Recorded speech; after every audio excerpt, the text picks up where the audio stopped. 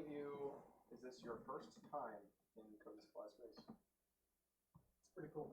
Pretty cool. Great. Thank you very much for coming. Things. And I think this is probably the first meetup that I've been at where the number of new people was less than the number of people who've been here before. So that's a first. That's a really cool thing. I love to see growth, and I also like to see people coming back. Orders of business, things that we want to talk about first. Abstractions is coming up. Keep your eyes peeled for stuff related to abstractions, especially if you are in a position to influence anybody or you or yourself are a decision maker for sponsorships. If your company is looking to sell to developers, you're looking to hire developers, or anybody who would come to abstractions, which is not just developers. We're talking managers, designers, anybody related to software, anybody hired anywhere in the software process will be there. So if you're interested in that discussion, come talk to me. I'm in charge of that. That's why I'm talking about it. For events that are going on later this month, traditionally we've kind of taken December off. There's not been a whole lot of events, but it turns out there's a lot of events this month. So we've got tonight's event, because it is December, and then tomorrow night's event also talking about JOTs. And then there's next week, there's a WordPress related meetup talking about Gutenberg, WordPress's new built-in editor for editing posts. It's apparently a really huge new thing.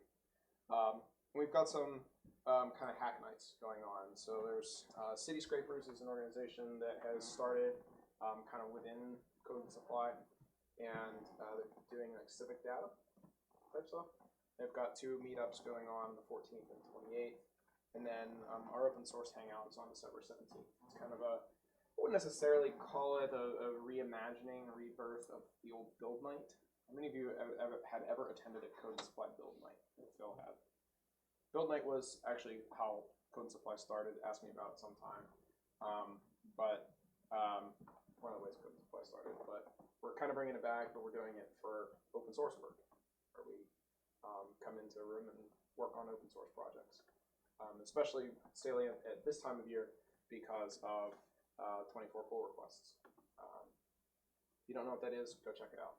It's a really cool project. Tonight's presentation is by Joel Lord, who is a technology evangelist at Auth Server, who also has a bachelor's in computational astrophysics. Yes, I do. That's wild. So please, enjoy. Thank you. All right, hello everyone. So I'll be talking today about why I don't care about security, but we'll mostly be talking about a little bit about OAuth, OpenID Connect. I also have a little bit about JSON Web Tokens in there. Is anybody planning on attending tomorrow as well? If the weather is good and if I don't bore you to death tonight, maybe. Tomorrow is very more specifically about JSON Web Tokens, what they are, how to kind of hack into them or play with them. So I'll kind of skip very quickly on that section today. So my talk will probably be about 30-ish minutes or so. I usually like to take 1 or 2 questions, but I'll hang around afterwards. I prefer to have conversations rather than have Q&A where everybody has to listen to a one-on-one conversation. So that's pretty much what I'll do today. All right, so just to get started, has anyone here ever built an application where they stored passwords in plain text in a database? Yeah, pretty much everyone. That's great. Usually people don't admit it, but yeah. Okay. Yeah, we do that because sometimes we're in a bit of a rush. We have a proof of concept. We need to build a prototype. We want to build something, or we have this really cool idea and you want to rush into your project, but oh shit, you need that login form. And of course, before that login form, you need a sign up form. And of course, users being users, you need a forgot password form. And then next thing you know, you're 3 weeks into your project and you haven't done anything. You just have a sign up form. I think I have like 5 repos on my GitHub that are exclusively just a sign up form and a login form, and I just never ended up doing anything with that. So there are ways to help us with that, and there are ways to delegate security and all that stuff, all that login stuff to somebody else. So then that's what basically what I'm going to talk about today. The first time I started looking at it, and I was struggling with the fact that I had to rebuild all that authentication mechanism every single time, and I started reading into that OAuth stuff, and there's a lot of diagrams, a lot of charts, a lot of arrows, a lot of redirects, and I didn't really get it. So I just moved back to storing passwords in plain text. But eventually I got a job at Auth0, and that's essentially the core of our business. So I had to really understand it and really learn what it is and what it means and what is that whole thing in token-based authentication. And ever since I've discovered that, I'm like, wow, this is the best thing ever. So I'm here spreading the news to everyone, trying to convince everyone to use those now. So very quickly, a little bit about me. I am Joel Lord. I'm Joel __ Lord on Twitter. It's about the worst Twitter handle ever. But I'm really active. Well, I'm not very active, but I really like when people send me notifications on it. So by all means, if you have any questions, my DMs are always open, so feel free to reach out to me. That's by far the easiest way to contact me. I'm French Canadian, so that's why I have this charming little accent, if you might have noticed. But I currently live in Toronto, in Canada. And I work as a technical evangelist for Auth0. So basically, we have an identity management platform as a service, so we take care of all the OAuth stuff for you. There's a free tier available, so take a look at it if you want. And my role basically there is to learn about how it works, how to integrate that with your applications, and how all the best practices that we use. And then I just go to conferences and meetups and meet with developers and talk about all of those best practices. So I'll quickly show the platform later in the talk, but I don't go into the details. So if you have questions more specific about the platform, reach out to me. I'll be more than happy to answer them. So part of my role is traveling. So I do a lot of that, and I have to go to all those places. And all of my friends, and maybe because I'm a bit of a foodie at home, I like good food, good wine. One of my very good friends actually used to be a professional chef, so I eat very well all the time. And their vision of me traveling all the time is that I go to all those fancy restaurants. And in reality, though, I do a lot of meetups and I eat a lot of meetup food, which looks a little bit like this. And those places, there's something that they all have in common, is that instead of asking you to pay at the end of the meal, right, they'll ask you to pay before they serve you. And when I travel, it's a bit of a pain to try to, and because I'm Canadian, I'm usually in the States, it's a bit of a pain to get cash all the time and the exchange rates and yada yada. It's much easier to pay with a card. But when you pay with a card, the restaurant itself doesn't know what to do with that card. So they essentially delegate all of that to a machine, and that machine takes care of all the communication with the bank. So the restaurant doesn't really care if you have money in your account or whatever happens whenever you want to use your card, but they delegate all of that to a bank. And essentially, that's what OAuth is all about. So if you take a very simple flow, you have me, and I want to get some pizza at a restaurant, and when I'll go, they don't want to care. They don't care about my bank account or any of that data, so they'll just redirect me to the bank. Where is it? All right, so they redirect me to the bank, basically, by giving me this little machine. And in that machine, I'll put in my card, punch in my NIP, validate my identity, and so on. And then the bank will tell the restaurant, yep, he's good to go. He's got 99 cents in his bank account, so you can serve him a slice of pizza. And that's what OAuth is all about. It's exactly the same thing. So instead of having a restaurant, you've got an API or a server. And instead of having a bank, you've got an authentication server. Now you've got a user that comes in, wants to access some data on the API, or the application will redirect the user to an authentication server to authenticate, to validate the identity of that user. And then that authentication server will be in charge of telling your application that, yes, that user is who he says he is, so you can serve him the information that he requested.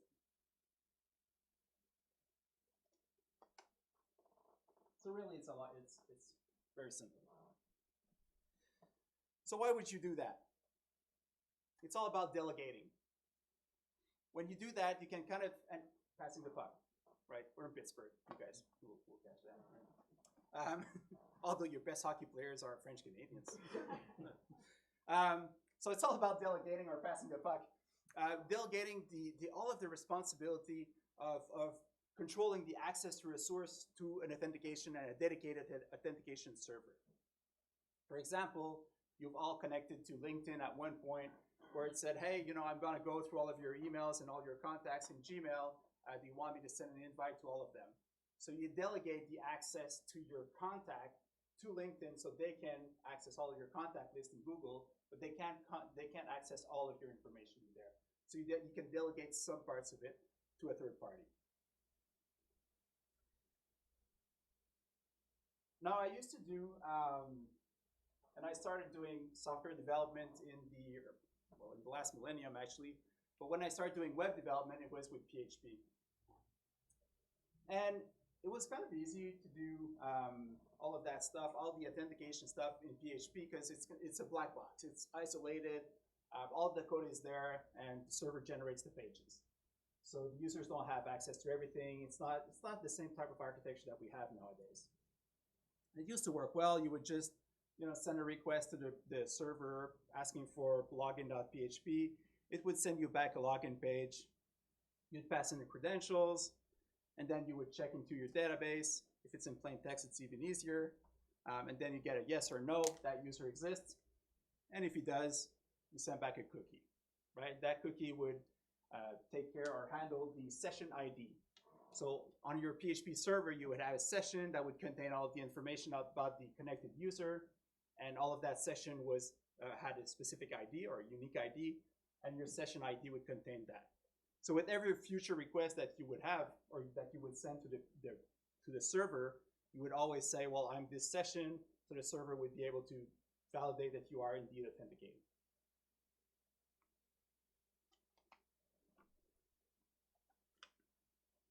But in a world of stateless and RESTful applications, it doesn't work as well as it used to do.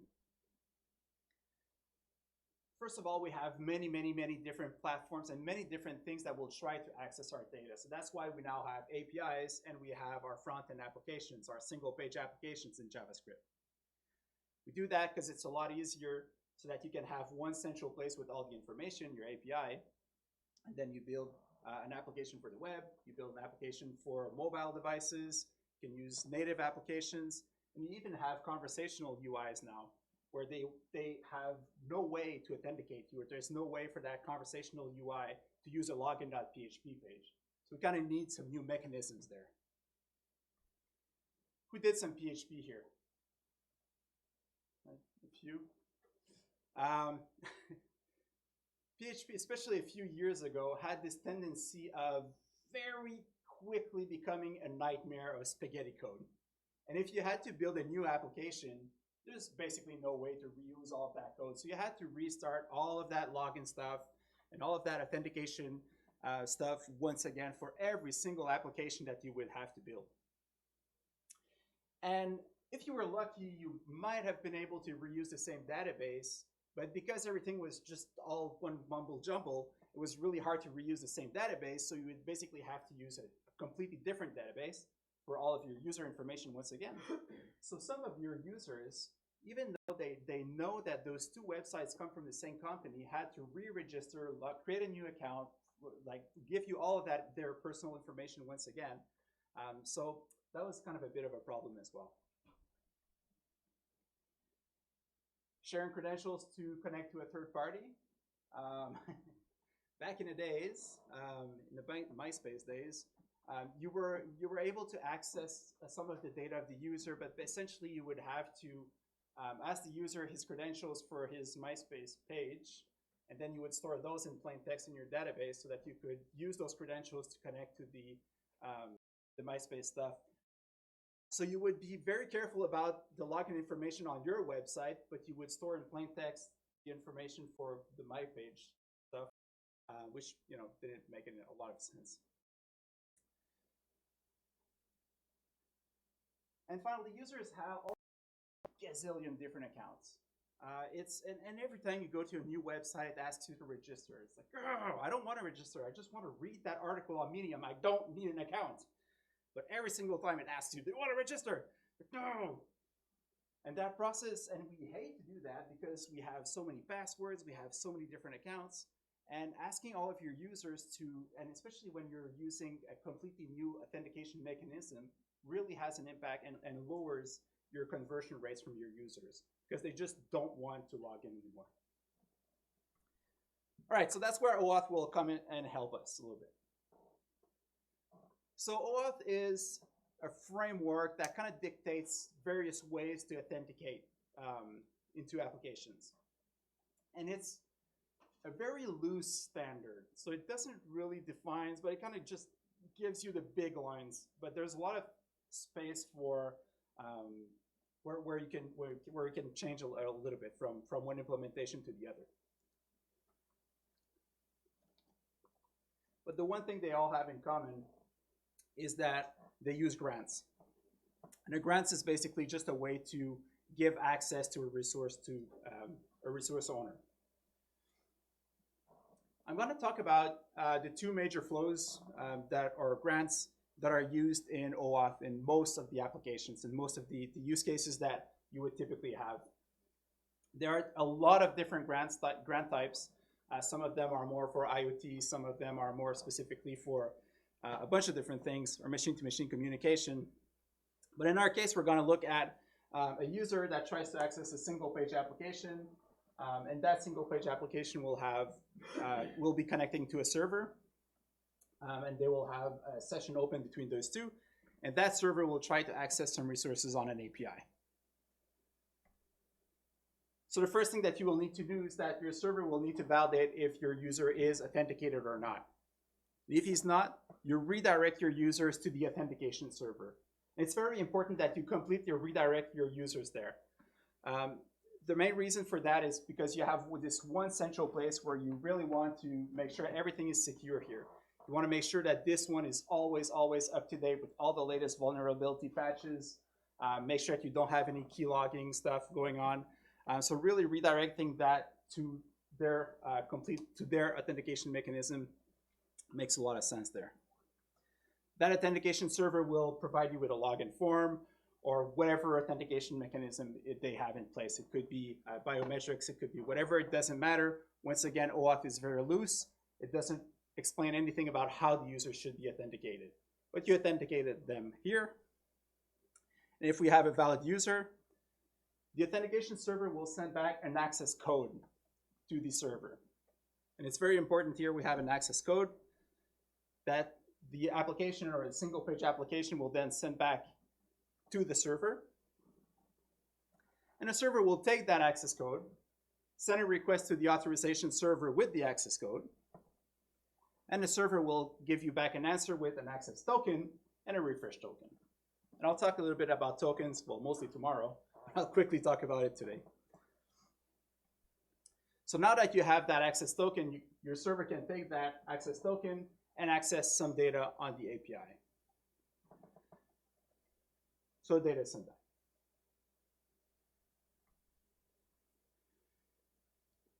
The access token will expire after a certain period of time. So that's why we have refresh tokens as well. So refresh tokens can be used to get a new access token from our server. So the important part here is that our single page application never had access to user credentials, username, password, none of that information, never had access to an access token. So really all of the information, all of the sensitive information is all hidden in machine-to-machine communication, which makes it a lot more secure. All that information is a lot harder to get a hold of. Now, there's another grant that is very typical, and it's called the implicit grant. It's used when you have a single page application that connects directly to an API. Now, I'm talking about this because I was lazy and I didn't want to change my slides, but the working group on OAuth recommended like 2 weeks ago not to use this flow anymore, this grant type anymore. And I'll come back to the reasons in a few minutes. But essentially, well, initially in their new spec, they said you should or you don't use that. They changed the wording to shouldn't use that. So they're maybe not as dramatic as they were about 2 weeks ago. But essentially, there's a few flaws with this. It's probably not the best way, and I really didn't look it up and try to find a valid solution, so I'm still presenting this. So we're looking at this case where a single-page application is trying to access directly data on an API and skips that whole server part there. So what happens is that the single-page application will be in charge of validating if the user is logged in or not. If he's not, the single-page application will redirect, or the browser will redirect the user to the authentication server. Once again, same type of thing, login form, and then you validate the user. If the user is validated, the authentication server sends back an access token to the single-page application. And this is where it gets a little bit tricky, and this is where it gets dangerous. So the access token is now in the browser. So anyone that can just open up the browser can have access to that access token. And if you have access to an access token, you can impersonate anyone. So it's a very, very sensitive piece of information. You have to be very careful when you're handling an access token. Best practices say that you should never store it. So people used to say store it in a cookie or in local storage. But even local storage is very dangerous because when you do npm install and you install a gazillion different node modules, nobody actually goes into all the code of all those modules to verify if there's anything looking up the local storage. So if you're going to use that, make sure that the access token is in memory and only in memory. It will be a problem when users will refresh the page because you'll lose it, but at least it'll be a little bit more secure. How can you tell if it's in memory? Sorry? How do we tell if it's in memory? Oh, you just store it there, like in a variable, but don't write the access token anywhere. Yeah. So that. Thank you. Okay. Thank you. So once you have that access token, you can now access information on the API, and I will show a quick demo afterwards. The other big difference with the other flow is that we do not get a refresh token in this case. So the refresh token is the one that would enable you to get a new access token once the access token was expired. In this case, we do not have that. So I'm talking about tokens, but I realize that I haven't really explained what a token is. And for more information about tokens, you can come here tomorrow. So I mentioned two types of tokens: access tokens and refresh tokens. An access token is kind of the key that gives you access to a resource on an API, or to a resource or any data on an API, basically. It's what controls the access to the API.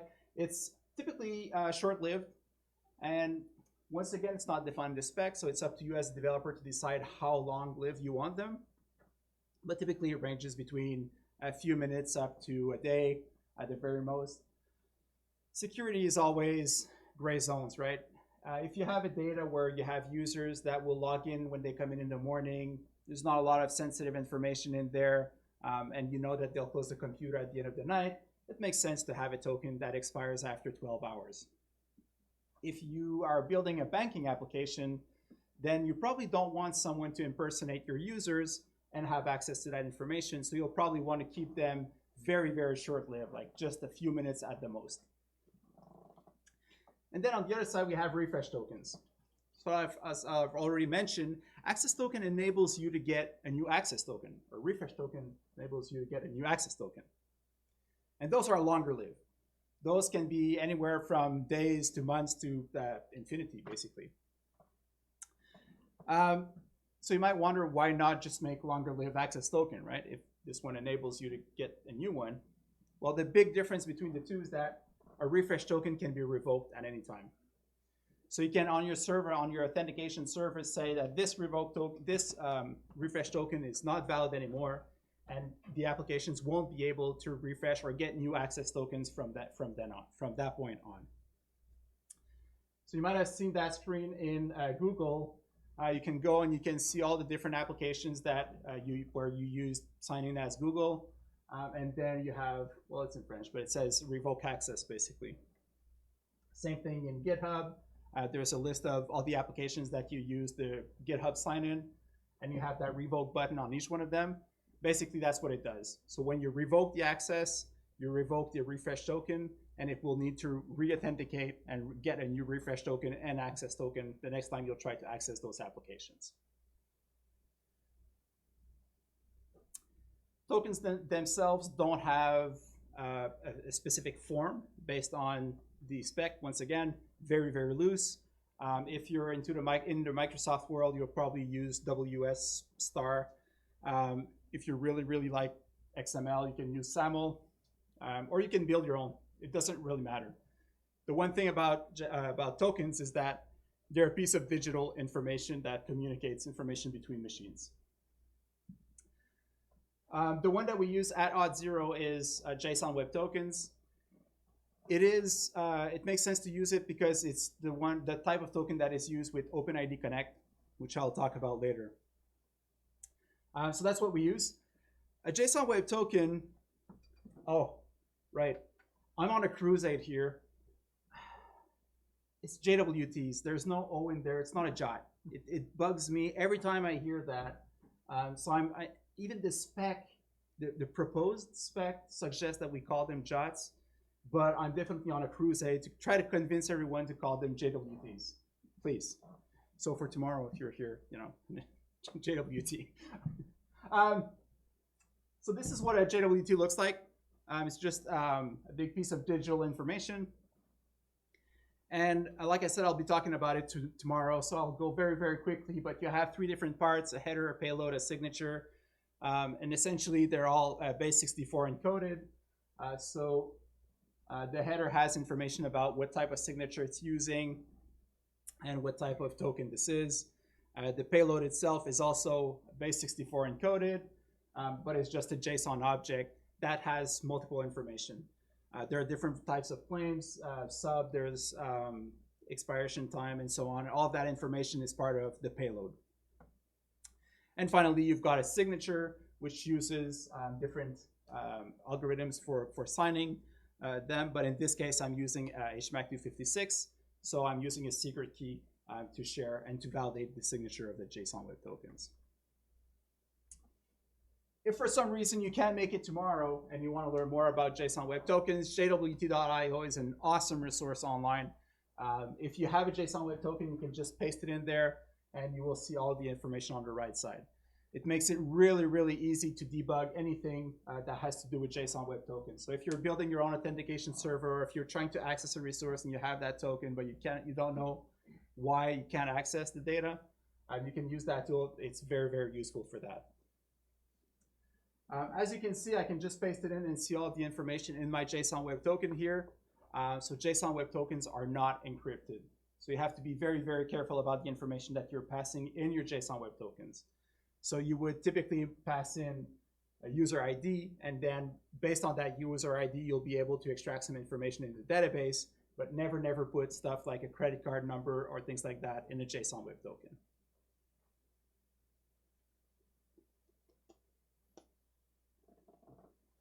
Would there be some concern of like a man in the middle? Is there concerns about man in the middle? Yes, they are. That's the reason why you'll have to keep in mind how long you want to keep your tokens alive and that type of stuff. If anybody gets a hold of that token, he can impersonate your users. Now, most of the web is now using HTTPS, so that highly reduces the risk of a man-in-the-middle attack.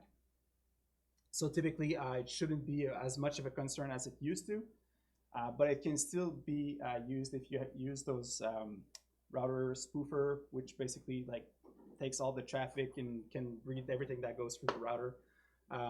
Then yes, you can actually use those tokens, and then you can impersonate a user. It's always a problem, and it will always be a problem with any sort of authentication mechanism. But there's ways to reduce the risk if you can. So the private key stored on your server then? You can use another algorithm for signing.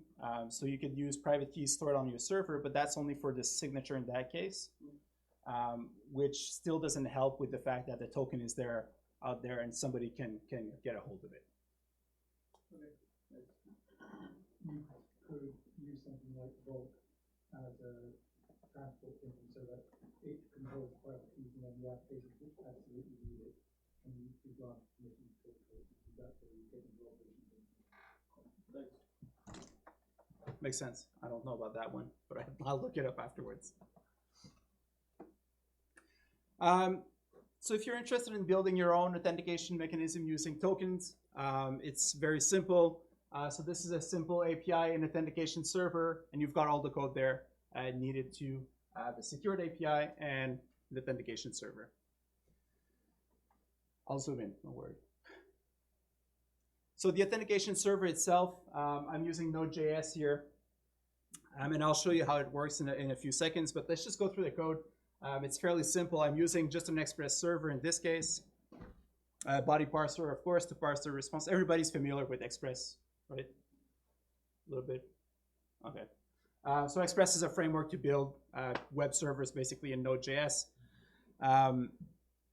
It's a very easy. If you ever have to build a server using Node.js, definitely look it up.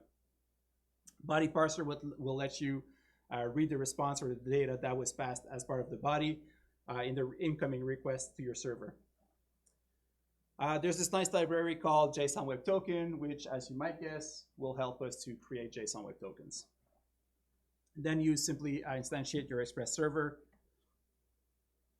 Now we'll need a user database, so I'll use, obviously, plain text and just a simple array that I'll keep in memory for now. Don't use this in production. And that's not the password that I use everywhere else, so you know. Not that I use the same password everywhere. And then you have different routes in there. So I'll have a route for login. So I'll take post requests in there. So I'll be posting a username and passwords there, and I'll authenticate my users in here. And then I'll just have a catch-all for any other incoming requests on that server. Now in the login route, that's the core of our authentication server in here. So what we'll do is that we'll check if there's a valid user in our database. So if there's a user, or actually we'll check if it's a valid request first. So if we have a username and a password in the request, then we'll do a search in our database. So we'll just check if there's a matching username and password in there. If we don't, we'll send a 401. But if we do have a matching user, then we know that this user can be authenticated. So we will simply create a new JSON Web Token using jwt.sign in here. We pass in the user ID, scope, username. You can pass in any information as part of the payload, but just anything that could be useful for your application. In this case, I'm using HMAC 256, as I mentioned earlier. So I'm using a secret key, which is shared between my authentication server and my API. If you're using secret keys, make sure that you never put them in your front end or in your single page application, because everybody can do inspect code, get your secret key, and then generate tokens. And then you can pass in a few options like when it will expire. So in this case, I'll just expire them after 10 minutes. And then once the user is authenticated, you redirect them back to the front end or to the single page application. So really, that's all the authentication server needs to do in here. Oh, of course, you need to start the server. So I'll put it on port 8080. So this question might be a little bit off topic, and you're welcome to take it. Yep. How do you know when the JWT library you download or save that they haven't been tampered? What's the community doing with that? There's a group of people that actually work on it. JWT.io will recommend you libraries that have passed their tests. And whenever there's a new version that comes out, they will check it. So they'll try to keep the most up-to-date information in there. Okay. The only real way to make sure that it's a valid library is to look at the code by yourself. But we never do that. But it's a very good resource though. JWT.io is a very good resource to find good libraries. For the API part, we'll once again build a very simple server, and I just want to show you how easy it is to secure some of the routes on your server or on your API using JSON Web Tokens here. So I'll use an Express server. I'll use body parser again. This API will do two things. It will return randomly generated clickbait headlines. And for the private route, it will use randomly generated clickbait headlines featuring yours truly. So I'll use this library just to generate some random stuff. And Express JWT is a middleware that you can use with Express, which makes it really easy to validate if you have a valid JSON Web Token as part of your request. Start your server, and then JWT check will take a bunch of different arguments to validate if the token is valid. In this case, I'm only using the secret key and making sure that it's the same secret key as I'm using on my authentication server. You would probably need to validate a little bit more if you went into production. You would probably want to validate who issued that token, who is this token meant for. There's a bunch of different things that you can check as well. But in this case, we'll just use a secret key.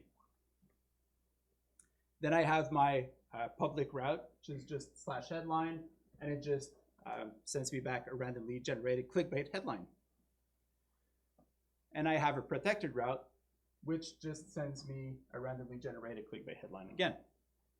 As you might notice, they look very alike. The only difference is that the second one has this middleware on the route. So I'm just telling Express, use that middleware to validate if there is a valid JSON Web Token as part of the request. And that's it. I have my catch-all, I have my listen to start my server, and I have an API that has one protected route. For your front end, yes? One of the common sources of security vulnerability is people missing the decorator where they're needed. Is there a better approach to having the protection there by default and explicitly marking ones that shouldn't? Yes, you're right. For demo purposes, I'm showing it the easy way. Obviously, you would want to make sure that all of your routes are protected instead of adding them manually one after the other. So you can just use app.use at the beginning of your Express server, and it will use it on each one of your routes. It's definitely a better way to do it. Once again, don't use this code in production. It's meant for demo purposes to make sure that things are clear, but that's a very valid point. Thank you.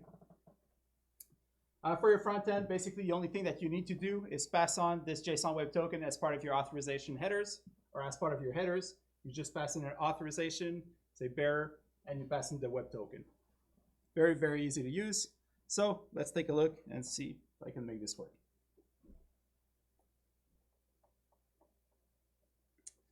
Where is it?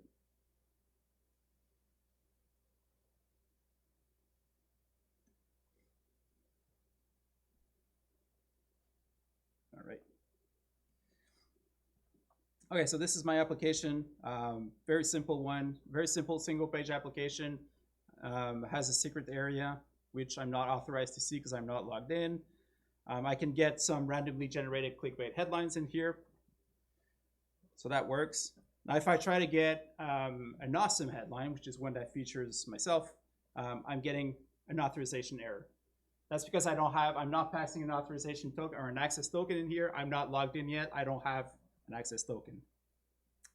So what I'll do is that I'll log in. You'll notice that the server changed here. So I am now redirected to the authentication server, and the authentication server gives me the login form. So I can type in my username. If I don't pass in my username and password, of course, I'm gonna get an invalid request. I just like the picture. There's really no reason for me to show this. All right, so if I pass in the right username and password, I'm getting an access token.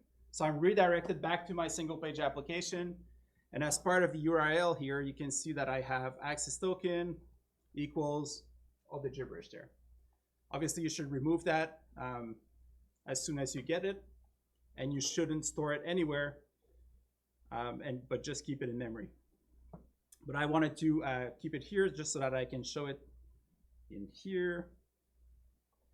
And if I paste this JSON Web Token in jw2.io, I can see all of the information that is there. So it tells me who issued this, who's the audience, what's my username, and so on. I also have an expiration date and an issued at timestamp. All right, so now that I have my access token, I can now get my awesome headlines, and that's because I'm now sending that access token as part of the header. I'm never sure what's gonna come out.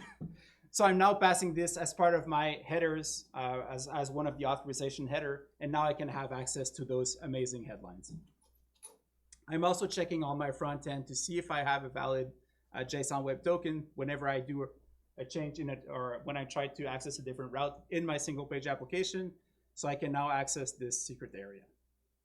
So that's all there is. The code that I'm using in here is exactly the code that I've just shown you in the slides before.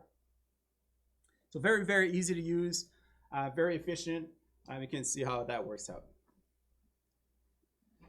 So I just need this, sorry.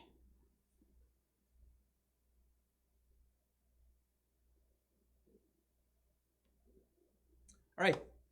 So like I said, it's a lot about delegation. It's a lot about if you're building a backend, then you can focus on building your backend and taking care of that and leaving all the security stuff and all the sensitive information to the team of experts that actually enjoy working on that. And if you're building a front end, then you can delegate all the login stuff to that other team as well. So it makes it really easy to delegate all of that stuff. So I've talked about authorization a lot, but authorization gives you access to different resources, but you also need to know who your users are. Like I said, I travel a lot, and whenever I travel, I try to usually avoid those type of motels. Those places where back in the days they would have a paper book and they would just ask you for your name and write it down. I usually go to a decent place, not too fancy, but just good enough. And whenever I get there, those places will ask me for a piece of ID. And because I'm from out of the country, I could obviously use my passport. But my passport is the one piece of ID that I don't want to be compromised. Somebody could steal that information, and then I wouldn't be able to go back into my country. And as much as I love the States, I really enjoy Canada as well. So I want to go back. So I got to use another piece of ID. This is our social insurance number card that we have. As you might guess, this will never be accepted anywhere as a valid piece of ID.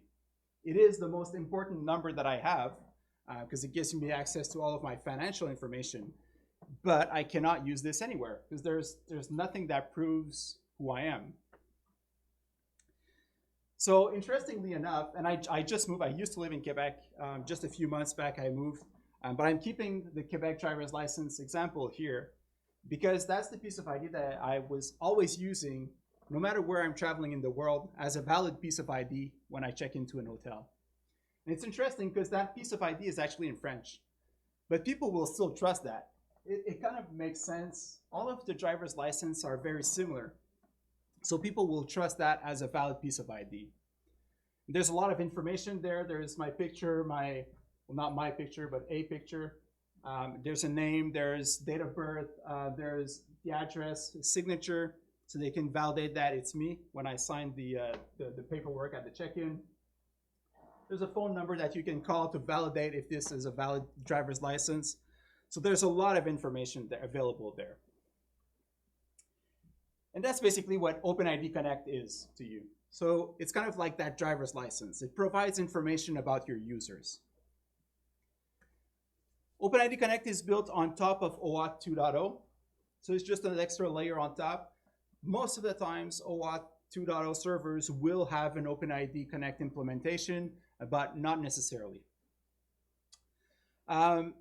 They used to have like this OpenID initiative where they had this vision of having this single login for all of the web, basically. And that one would contain all of the information which you could decide to share with different third parties or not. But for some reason, Google and Facebook really, really wanted to keep all of your information to themselves. Go figure. So they had to rethink the whole thing, and that's when they came out with OpenID Connect. So if you ever hear about OpenID, OpenID is basically OpenID Connect is to OpenID what JavaScript is to Java. It provides the identity of the user as in the format of a JSON Web Token. So that's why I'm using JSON Web Tokens in my examples, because it makes a lot of sense, because I'm also using JWTs with OpenID Connect. And the only thing that it does is it adds a user info endpoint to your authorization server, and from there you can get information about the users. You will need to specify a scope. So what information do you want about your users? The first thing that you'll need to specify is OpenID, which means I want some information about my users. And then you'll specify what information you want. There's a bunch of different things that you can add in there. They're all defined in a standard, but those that you would typically use are profile, email, address, phone. So those are kind of the standards that you would use. When you're using OpenID Connect with something like that, that's where you will see the consent screen. So you've probably seen that if you log in using Facebook on a website, it says this website wants access to your profile, or this website wants access to all of your friends, all of your personal information, all of your pictures, and then you say no. So OpenID Connect works pretty much the same way as OAuth does. So you have this same flow as you used to have before, but you will do an expert request to your authorization server, and you'll specify the scope of the information that you want. So once you're logged in, you get your access code, you connect to your server, you get your information in here, and then the server just makes an additional request to get some user information. And that's when the server will send back an ID token, or JSON Web Token that has ID. Very, very good website if you want more information about OpenID Connect and kind of how the flows work. OpenIDConnect.net is very interesting. It really shows you step by step how the information is shared. So very quickly, just to show you the type of information that you can get from here.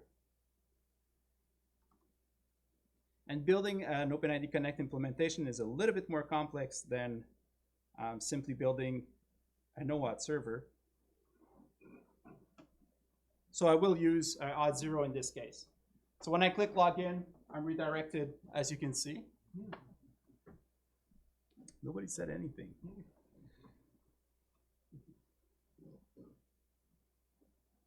All right. There it is. Okay, so I click logged in. I'm redirected to my authorization server. In this case, I'm using Auth0. And when I use Auth0, I can use social sign-on. So I'll use my Auth0 account, Gmail account. And as you can see, I have my access token once again. Same type of thing as I had before. Using that access token, I'll be able to get access to the secured routes. But I also get this ID token here. Let's just paste this in here. And I've asked for a limited profile here, but you can see that you get a lot of information about your users. So I have my name, family name, nickname, my picture, locale. There's a lot of information that you get about your users for free when you're using OpenID Connect. So by using this, you don't need to have all of those forms asking the users to fill all of their information. You can directly extract all of that information and use it directly. It makes it a lot easier for your users when you're not asking for too much information or information that is a little bit too intrusive. I'm going way over time. So this is what it's all about. So delegation. So when you're using OAuth and OpenID Connect, it's all about delegating all of that information and all of that stuff to the people that want to do it. But you can also use a lot of different OAuth servers that are available to you. Most of the social providers or social networks now have an OAuth server that you can use. So you can use Twitter, GitHub, whatever, Google, OAuth servers. And by delegating all of that stuff, you're making sure that they are responsible of the security of the very sensitive information about your users, and you don't have to care about it. So that's why it's important to delegate. If you want more information, I'll share my slides afterwards. The jwt.io website that I've mentioned earlier, openidconnect.net as well. The code samples are also available on this bit.ly, which essentially is longer than my actual GitHub link, but it's easier to remember, so bit.ly/I don't care about security. That's it. Thank you very much for attending.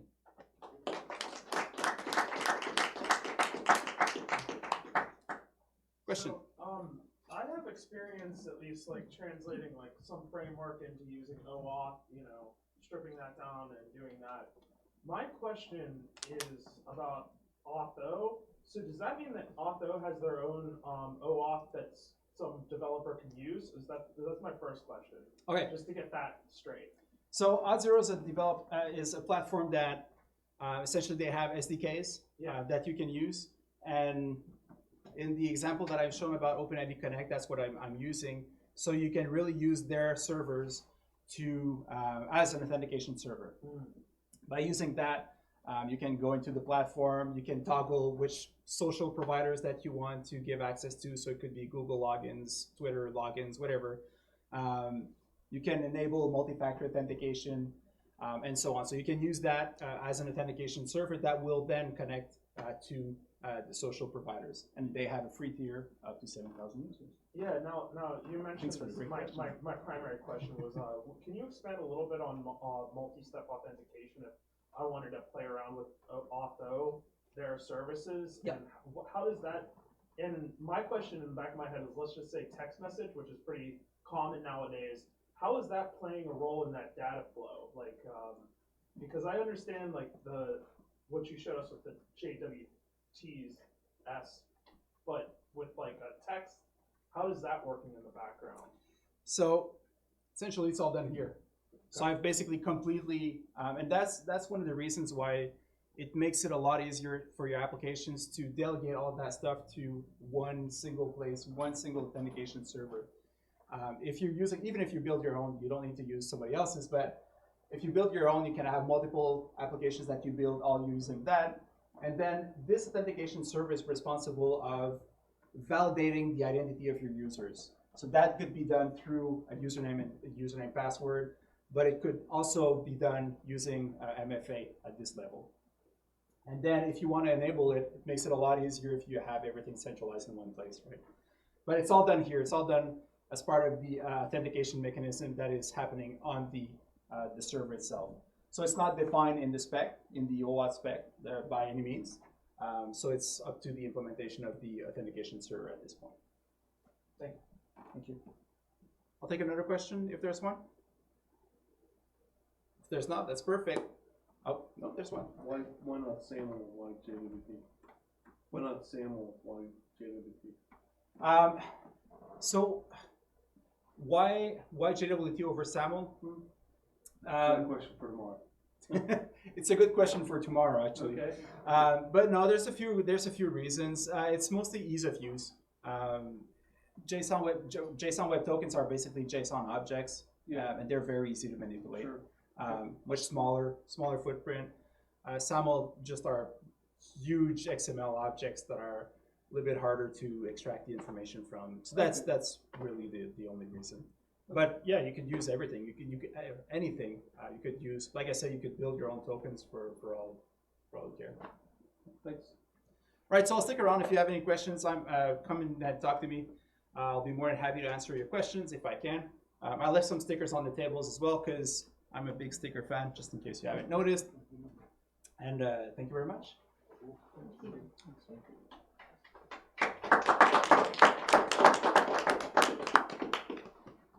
I would be interested in knowing more about the implicit, what is it, implicit grant? Yes.